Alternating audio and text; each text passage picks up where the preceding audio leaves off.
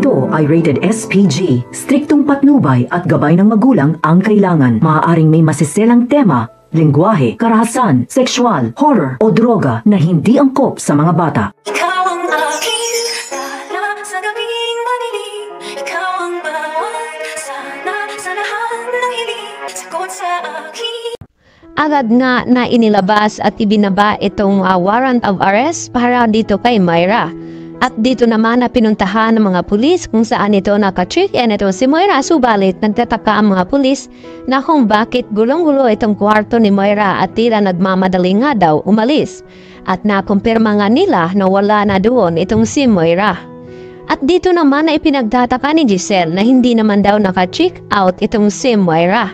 At kung bakit nawala ito sa kwarto. At maya-maya nga ay napansin nga dito ni RJ itong si Doc Carlos Benitez at nagtaka ito na kung ano nga ba ang ginagawa ni Carlos Benitez dito sa hotel kung saan naroon itong si Moira. At agad naman na nakahanap ng rason itong si Carlos upang idahilan niya dito kina Giselle at RJ. At sinabihan siya na may tumawag daw sa kanyang pasyente at kinakailangan siya sa hotel na iyon. Subalit yun pala ang pakay dito ni Carlos na tulungan nga itong si Moira at nakipagkita ito. At dito tinanong ni Carlos si Moira na kung may visa ba daw siya sa Japan. At kayang-kaya daw siyang bigyan ng bagong identity ng kaibigan ni Carlos doon. At passport. At dito naman na sumang-ayon itong si Moira. Kaya naman pala makakapunta itong si Moira sa Japan. Subalit ay hindi niya ito magtatakasan itong kaso na inihain at isinampa dito ni RJ at Giselle sa kanya.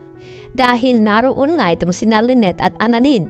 At makikita ni Annalyn itong si Moira doon.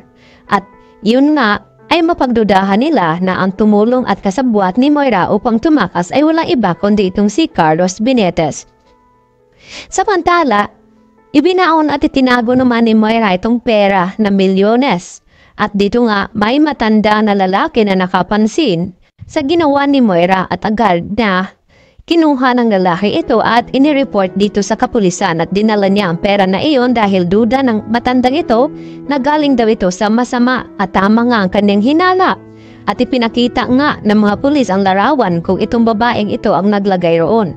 At nakumpirma nga ng lalaking ito na yun nga ang babae at kumpirmado na nga na si Moira ang nagtago sa mga perang nakulimbat niya dito kina Giselle at RJ. At hindi matatakasan ni Moira itong mga kaso na laban sa kanya.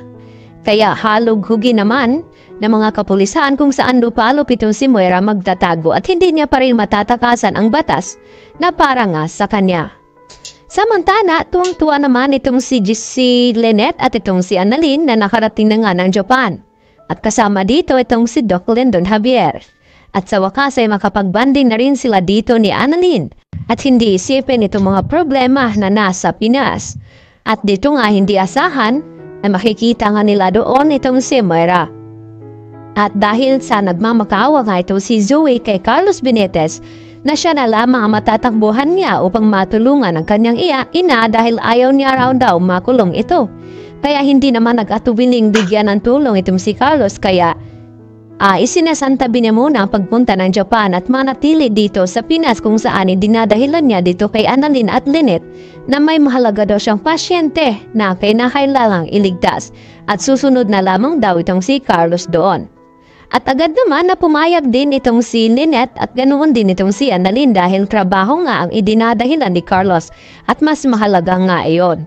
Kaya hindi na nagpatumbik-tumbik pa itong si Carlos at agad na pinuntahan itong si Zoe. At dito niya nakita kung papaano na tila nasaktan ng husto itong si Zoe sa mga nangyayari sa kanya ngayon.